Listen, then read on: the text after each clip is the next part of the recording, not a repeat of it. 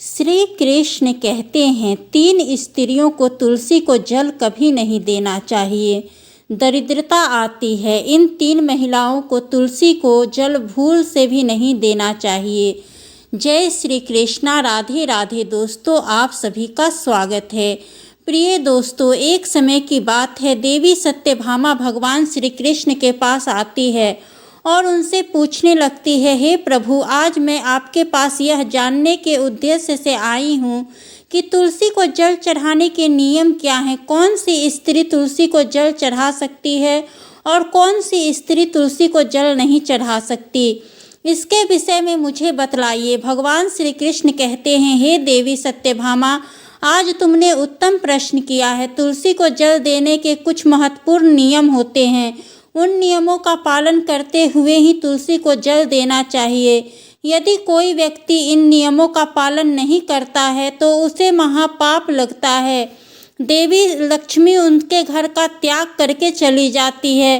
हे प्रिय, आज मैं उन 3 स्त्रियों के बारे में बताने वाला हूँ जिन्हें तुलसी को जल नहीं चढ़ाना चाहिए। इन स्त्रियों को तुलसी को जल देने का कोई शुभ फल प्राप्त नहीं होता, उल्टा इनके द्वारा तुलसी को जल चढ़ाने पर उन्हें महापाप ही लगता है। तुलसी को जल चढ़ाने के नियम बताने से पूर्व, हे देवी, मैं आपको सुनंदा की प्राचीन इतिहास सुनाता हूँ, जिसे आप ध्यान से सुनिए। जो भी स्त्री इस प्राचीन कथा का श्रवण करती है उसे तुलसी को 100 वर्षों तक जल देने का पुण्य प्राप्त होता है। इस कथा को जो भी ध्यान से सुनता है और इसका प्रचार करता है उसके दुखों का नाश होता है और उसकी दरिद्रता दूर होती है। देवी सत्यभामा कहती है, हे स्वामी, आपके मुख से इस कथा का श्रवण करना बड़े सौभाग्य की बात है। कृपया आप मुझे वह कथा कहिए, मैं इसे ध्यान से पूरा अवश्य सुनूंगी। दोस्तों, फिर भगवान श्री कृष्ण देवी सत्यभामा को वह कथा सुनाने लगते हैं। इस कथा को आप भी ध्यान से पूरा अवश्य सुनिए, क्योंकि आधा अधूरा ज्ञान घातक हो सकता है। तो चलिए सुनते हैं वह कथा। भगवान श्री कृष्ण कहते हैं, हे देवी सत्यभामा, पूर्व काल की बात है, दक्षिण देश में एक अत्यंत शोभायमान नगरी थी। उस नगरी में सुदेव नाम का एक ब्राह्मण निवास करता था। सुदेव बहुत ही बुद्धिमान और शास्त्रों में पारंगत था। उसने वेदों का भी अध्ययन किया था। उसी के नगर के पास एक अन्य नगर था। उस नगर में ध्यान नाम का एक विद्वान ब्राह्मण था। उसकी एक पुत्री थी जिसका नाम सुनंदा था। उस ध्यान शर्मा ने बड़े ही लाड प्यार से अपनी पुत्री का पालन पोषण किया था। उसकी पुत्री अत्यंत सुंदर और गुणवान थी। जब सुनंदा विवाह के योग्य हुई तो ध्यान शर्मा को अपनी पुत्री के विवाह की चिंता होने लगी। इसलिए उसने अपनी पत्नी से कहा, हे प्रिय, हमारी पुत्री अब जवान हो चुकी है, इसलिए अब इसका विवाह हमें कर देना चाहिए। तब उसकी पत्नी कहती है, हे स्वामी, मेरी दृष्टि में एक विद्वान ब्राह्मण है जिसका नाम सुदेव है। मैं तो कहती हूँ हमारी पुत्री का विवाह उन्हीं श्रेष्ठ ब्राह्मण के साथ करा दिया जाए, जिसके साथ विवाह करके हमारी पुत्री सुखी जीवन व्यतीत करेगी। ध्यान शर्मा कहता है, हे प्रिय, तुम ठीक कहती हो। मैंने भी सुदेव जी के विषय में बहुत सुना है। हम हमारी पुत्री का विवाह उन्हीं के साथ करेंगे। मैं कल ही उनके पास अपनी पुत्री के विवाह का प्रस्ताव लेकर जाता हूँ। फिर ध्यान शर्मा अपनी पुत्री के विवाह का प्रस्ताव लेकर सुदेव के घर पर जाता है। सुदेव घर में अपने माता पिता की सेवा कर रहा होता है। जब ध्यान शर्मा सुदेव को अपने माता पिता की सेवा करते देखते हैं तो उन्हें बड़ा ही आनंद होता है। वह सोचते हैं कि अरे वाह, यह ब्राह्मण पुत्र तो कितना महान है। यह तो बड़ी ही प्रसन्नता से अपने माता पिता की सेवा कर रहा है। जब ध्यान शर्मा को सुदेव द्वार पर खड़ा देखता है तो उनका स्वागत करता है और कहता है, हे विप्र, पधारिए, आपका स्वागत है। कहिए, मैं आपकी किस प्रकार से सहायता कर सकता हूँ। सुदेव का अतिथि सत्कार देखकर ध्यान शर्मा बहुत प्रसन्न हो जाते हैं। वह देखते हैं कि सुदेव का घर अत्यंत पवित्र और शुद्ध होता है। उसके घर के सामने तुलसी का पौधा होता है। घर के अंदर भगवान विष्णु की मूर्ति रखी हुई है। इससे ध्यान शर्मा को विश्वास हो जाता है कि सुदेव ही उसकी पुत्री के लिए सर्वोत्तम वर है। फिर ध्यान शर्मा सुदेव से कहते हैं कि हे विप्र, आज मैं आपके पास मेरी पुत्री के साथ आपके विवाह का प्रस्ताव लेकर आया हूँ। मेरी पुत्री के लिए आपके समान श्रेष्ठ कहीं और नहीं मिल सकता। सुदेव के माता पिता भी यह बात सुनकर प्रसन्न हो जाते हैं और सुदेव के वो विवाह के लिए मना लेते हैं। फिर सुदेव भी विवाह के लिए तैयार हो जाता है। एक पवित्र स्थान पर सुदेव और सुनंदा का विवाह संपन्न हो जाता है। सुनंदा के सुंदर और मनमोहक रूप को देखकर सुदेव बहुत ज़्यादा खुश होता है। सुनंदा अत्यंत गुणवान और चरित्रवान स्त्री थी। विवाह के बाद जब सुनंदा सुदेव के घर जाती है तो वह अपने पति और सास ससुर की बड़ी सेवा करती है। अपनी मधुर वाणी और कार्यों से वह सभी के मन को जीत लेती है। सुनंदा के ससुराल वाले भी उनके कार्य से बहुत संतुष्ट रहते हैं। सुनंदा नित्य अपने पति से पहले जाकर घर का आंगन साफ करती थी, फिर घर के अंदर साफ सफाई करके स्नान किया करती थी। स्नान करके वह नित्य तुलसी को जल देती थी और फिर पूजा घर में जाकर भगवान विष्णु और माँ लक्ष्मी की पूजा किया करती थी। फिर भोजन बनाकर उसमें तुलसी पत्र डालकर भगवान विष्णु को भोग लगाया करती थी। उसके बाद वह अपने पति को भोजन कराकर फिर खुद भोजन किया करती थी। रात को वह पति के चरण दबाकर उसके सो जाने के बाद सो जाया करती थी। सुनंदा के अंदर एक पतिव्रता नारी के सभी गुण थे। वह अपने पति को ही परमेश्वर मानकर उसकी सेवा करती थी। सुनंदा ने कभी अपने पति के अलावा अन्य पुरुष के विषय में विचार नहीं किया। वह सत्य धर्म का पालन करने वाली और धर्म कार्य करने वाली पवित्र स्त्री थी। उसने कभी कोई अशुभ कार्य नहीं किया। सुनंदा के ऐसे सात्विक और सरल स्वभाव को देखकर माँ लक्ष्मी भी उस पर मेहरबान थी। माँ लक्ष्मी स्वयं चलकर उसके घर में आकर निवास करने लगी, जिससे सुनंदा के जीवन में सुख समृद्धि और भी अधिक बढ़ गई।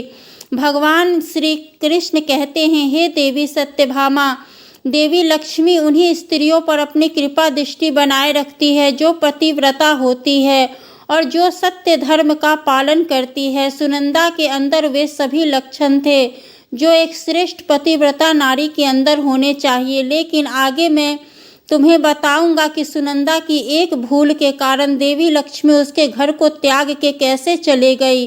एक दिन सुनंदा का पति सुबह स्नान करने के पश्चात सुनंदा के पास आया और उसने सुनंदा के साथ शारीरिक संबंध स्थापित किया, जिससे उस सुनंदा का शरीर अपवित्र हो गया। लेकिन सुनंदा का मन भी काम के प्रभाव में ही था, इसीलिए वह अपने नित्य नियम को भूल गई। उसने पति के साथ संबंध बनाने के बाद बिना स्नान किए ही तुलसी को स्पर्श किया और उसे जल दे दिया, जिससे सुनंदा के शरीर में महामोह ने प्रवेश कर लिया। सुनंदा के सारे इंद्रिय तिलमिला उठे। सुनंदा के शरीर में महामोह ने प्रवेश करते ही देवी लक्ष्मी ने सुनंदा के घर को त्याग दिया और लक्ष्मी उस स्थान से चली गई। तब से सुनंदा के शरीर में निवास कर रहे उस महामोह ने उसे सभी धार्मिक कार्यों से वंचित कर दिया। इसका विपरीत प्रभाव सुनंदा के पति पर भी पड़ा। वह भी सदा कामत होकर सुनंदा के साथ विहार करने लगा। उसका मन सदैव ही काम वासना में लगा रहता था। फिर एक दिन सुनंदा के पति ने तो सभी सीमाओं का उल्लंघन किया और सुनंदा के मासिक धर्म के दौरान ही उसके साथ संबंध स्थापित किए, जिससे सुनंदा के शरीर में निवास कर रहा ब्रह्म हत्या का पाप उसके पति के शरीर में प्रवेश कर गया। देवी सत्यभामा, जब स्त्री मासिक धर्म में होती है तो उसके शरीर में 3 दिन तक ब्रह्म हत्या का पाप निवास करता है, क्योंकि ब्रह्मदेव ने इंद्र के शरीर से ब्रह्म हत्या का पाप निकालकर वृक्ष, जल, अग्नि और अप्सराओं को ग्रहण करने के लिए कहा था। उसी समय से स्त्रियों के शरीर में मासिक धर्म के दौरान ब्रह्म हत्या का पाप निवास करता है और जो भी पुरुष मासिक धर्म के दौरान स्त्री को स्पर्श करता है अथवा उसके साथ संबंध बनाता है तो यह पाप उसके शरीर में प्रवेश कर जाता है। वही ब्रह्म हत्या का पाप सुनंदा के पति के शरीर के अंदर प्रवेश कर गया और वह जमीन पर गिर पड़ा। उसे तुरंत ही कोढ़ का रोग हो गया उसका अंग अंग जलने लगा, उसके शरीर पर छाले पड़ गए और वह दर्द से चीखने चिल्लाने लगा। हाय, यह मुझे क्या अपराध हो गया, मेरे द्वारा भयंकर पाप हो गया। मैंने सब कुछ जानते हुए भी महापाप किया है, अब मेरी रक्षा कौन करेगा। सुनंदा की सास तुरंत वहां आ गई तो उसने देखा कि उसका पुत्र कोढ़ के रोग से ग्रसित होकर जमीन पर पड़ा है। वह क्रोध में आकर सुनंदा से कहने लगी, अरे कुलटा, अरे पापिनी, तूने यह क्या कर डाला, अपने ही पति का धर्म भ्रष्ट कर डाला। अपने पति की ऐसी हालत देखकर सुनंदा बहुत घबरा गई और जोर जोर से रोने लगी। सासू माँ जी, मुझे क्षमा कर दो, मुझसे बहुत बड़ा अपराध हो गया, काम के वशीभूत होकर मेरे द्वारा यह अपराध हो गया है।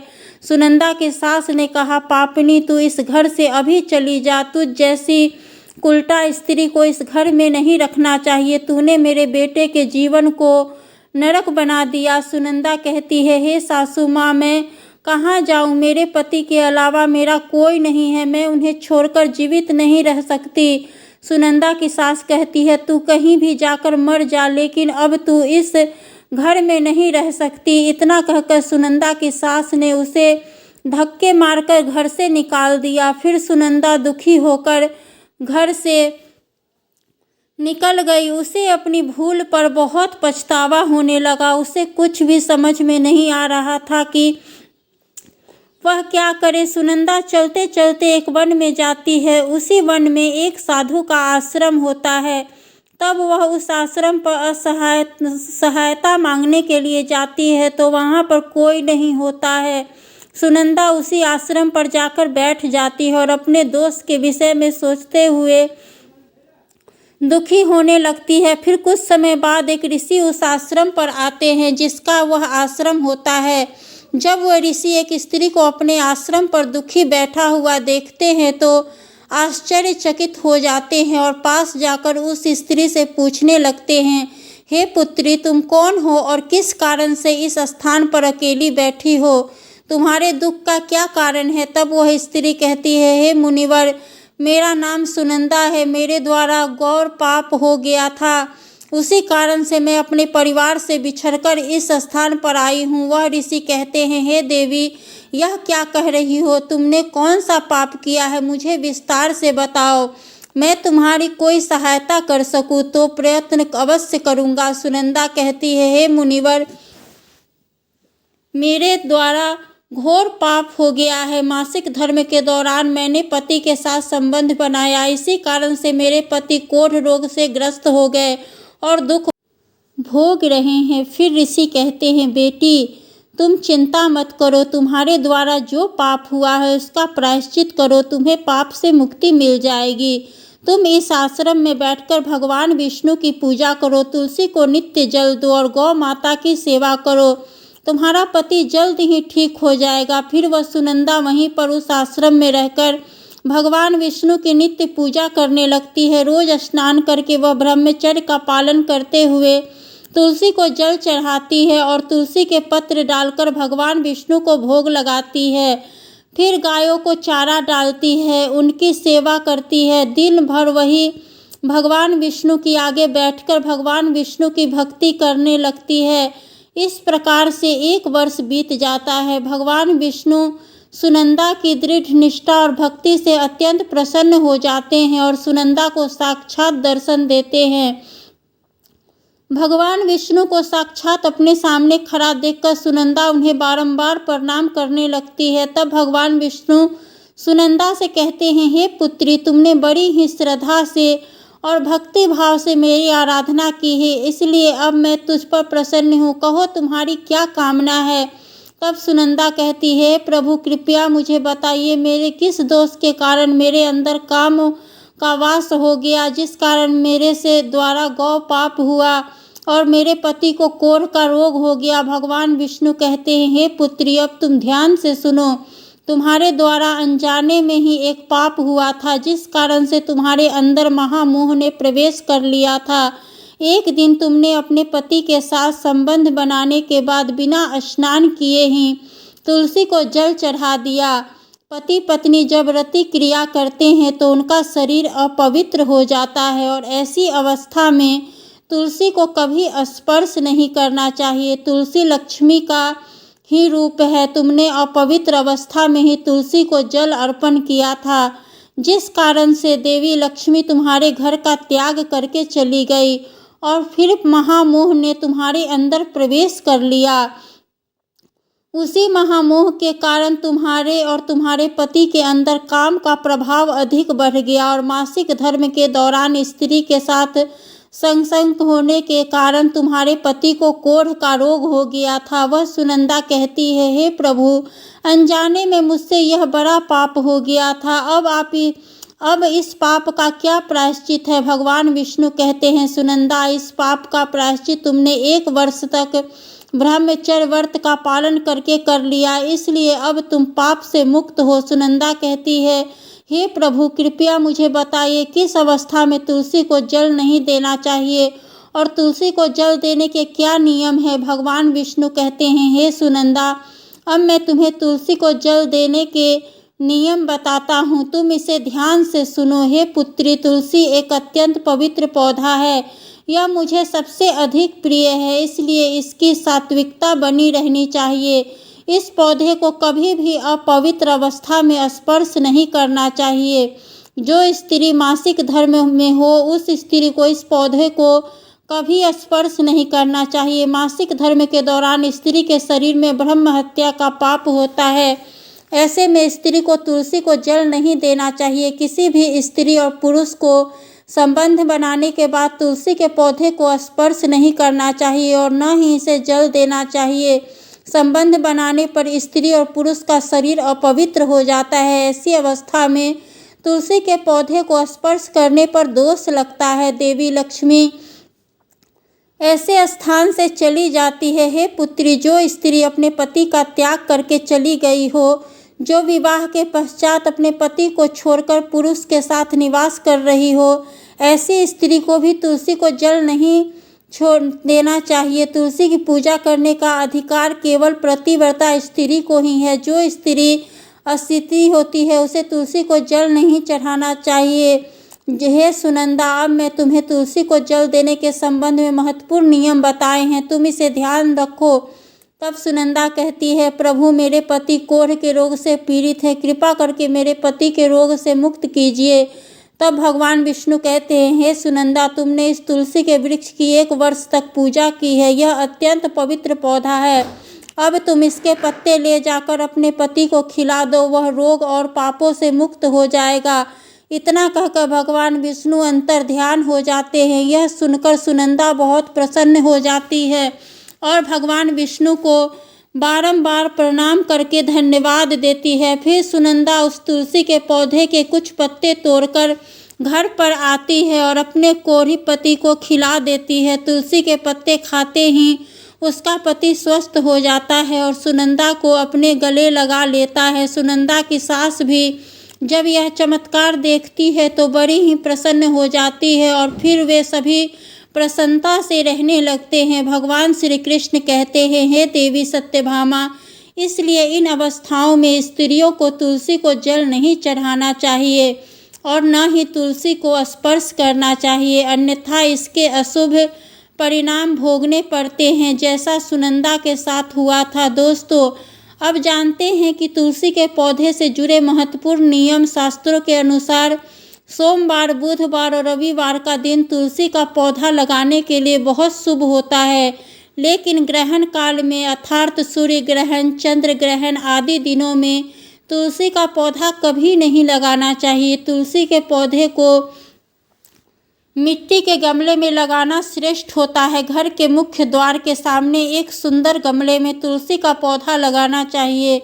तुलसी के गमले को हमेशा जमीन पर अथवा किसी ऊंची जगह पर रखना चाहिए, लेकिन इसे कभी लटका कर नहीं रखना चाहिए। तुलसी के पौधे में अच्छी मिट्टी का प्रयोग करना चाहिए। अशुभ स्थानों की मिट्टी कभी तुलसी के गमलों में नहीं डालनी चाहिए, जैसे शमशान, नाली या शौच वाले स्थानों की मिट्टी का प्रयोग तुलसी के गमले में कभी न करें। जिस तुलसी के पौधे की रोज पूजा करते हैं, उसे कभी जमीन के अंदर नहीं लगाना चाहिए।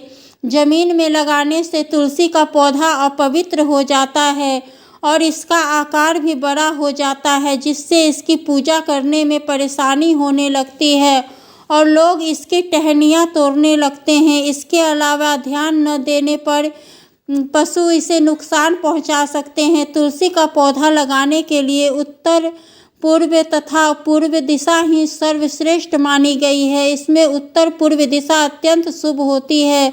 इस दिशा में तुलसी का पौधा लगाने से घर का वातावरण सकारात्मक बनता है और शुभ परिणाम प्राप्त होते हैं। अगर तुलसी का पौधा आंगन में लगाया जाता है तो यह बहुत शुभ होता है। तुलसी का पौधा कभी भी दक्षिण पूर्व की दिशा में नहीं लगाना चाहिए, यह आग्नेय दिशा है। इस दिशा में तुलसी का पौधा रखने से जल्दी सूखने लगता है। तुलसी के पौधे को कभी भी अंधकार में नहीं रखना चाहिए। शाम के समय इसके पास दीपक जलाना चाहिए। इसके अलावा तुलसी के पौधे को चुनरी जरूर बांध देना चाहिए। चुनरी के बिना तुलसी का पौधा अधूरा माना जाता है। तुलसी के पौधे में हरे रंग की चूड़ी, लाल अथवा सफ़ेद धागा जरूर बांध देना चाहिए, लेकिन तुलसी को कभी सूना नहीं रखना चाहिए। तुलसी के पत्ते तोड़ते समय ध्यान में रखें, चाकू आदि धारदार चीज़ों का प्रयोग करके तुलसी के पत्ते न तोड़ें। तुलसी के पत्ते उंगलियों से ही तोड़ने चाहिए। तुलसी के पौधे की कभी टहनी नहीं तोड़नी चाहिए। थोड़ा अधिक समय लग सकता है, लेकिन तुलसी का एक एक पत्ता ही तोड़ना चाहिए। जितने आवश्यक हो उतने ही पत्ते लेने चाहिए। पत्ते तोड़ते समय नाखूनों का भी प्रयोग नहीं करना चाहिए। इससे स्त्री का सौभाग्य नष्ट हो जाता है और दुर्भाग्य आता है। एकादशी के दिन तुलसी के पत्ते को कभी भी नहीं तोड़ना चाहिए। एकादशी के दिन पहले ही तुलसी के पत्ते तोड़कर रखने चाहिए। सूर्य ग्रहण, चंद्र ग्रहण के दौरान तुलसी को स्पर्श नहीं करना चाहिए। कोई भी दिन शाम के समय तुलसी के पत्ते नहीं तोड़ने चाहिए। शाम को तुलसी निद्रा अवस्था में होती है, ऐसे में तुलसी के पत्ते तोड़ना पाप माना गया है। पुरानी सूखी हुई तुलसी की पत्तियों को कभी फेंकना नहीं चाहिए। इसे मिट्टी में दबा दे, कभी नाले में अथवा कचरे में न फेंके। रविवार के दिन तुलसी को जल नहीं देना चाहिए। इस दिन पत्तियां भी नहीं तोड़नी चाहिए। तुलसी को जल देने के लिए शुद्ध पानी का ही प्रयोग करें। तुलसी को कभी गंदा झूठा पानी नहीं चढ़ाना चाहिए। तुलसी के पौधे को भूल से भी गंदगी वाले स्थान पर नहीं लगाना चाहिए। कई बार महिलाएं तुलसी के पौधे को ऐसे स्थान पर लगाती है जो स्थान अपवित्र होता है, जैसे नाली के समीप या जिस स्थान पर बर्तन अथवा कपड़े धोए जाते हो, उस स्थान पर भी तुलसी का पौधा कभी नहीं लगाना चाहिए। इससे क्या होता है, गंदा पानी तुलसी के पौधे में गिरता है, यह बहुत ही अशुभ माना गया है। तुलसी में गंदा पानी गिरने से तुलसी अपवित्र हो जाती है। तुलसी को बिना स्नान किए जल भी नहीं देना चाहिए। जो भी स्त्री तुलसी को जल देती है उसे स्नान करके माथे पर सिंदूर लगाकर ही तुलसी को जल देना चाहिए, तभी यह जल तुलसी मैया स्वीकार करती है। तुलसी का पौधा कभी सूखना नहीं चाहिए, यह अशुभ संकेत लेकर आता है। तुलसी का पौधा सूखने पर समझना चाहिए कि घर में नकारात्मक शक्ति का वास है, इसलिए तुरंत वास्तु उपाय करने चाहिए। गुरुवार के दिन तुलसी के पौधे में कच्चा दूध डालने से माता लक्ष्मी अत्यंत प्रसन्न होती है। घर से दुख, दरिद्रता और अशांति समाप्त होती है। गुरुवार के दिन केले के पौधे के साथ तुलसी का भी पूजन करना चाहिए। इससे अथाह धन संपत्ति की प्राप्ति होती है जो कभी खर्च नहीं होती। केले में भगवान विष्णु और तुलसी में माँ लक्ष्मी का वास है, इसलिए गुरुवार को इनकी पूजा जरूर करनी चाहिए। तो दोस्तों, इस प्रकार से भगवान श्री कृष्ण ने देवी सत्यभामा को तुलसी को जल देने का महात्म्य सुना दिया। तो मित्रों, आपको यह कथा कैसी लगी कमेंट करके अवश्य बताएं। जानकारी अगर अच्छी लगी है तो वीडियो को लाइक ज़रूर करें और कमेंट में जय श्री कृष्णा या फिर राधे राधे अवश्य लिखें। तो दोस्तों, मिलते हैं फिर अगली वीडियो में। तब तक के लिए बहुत बहुत धन्यवाद। जय श्री कृष्णा।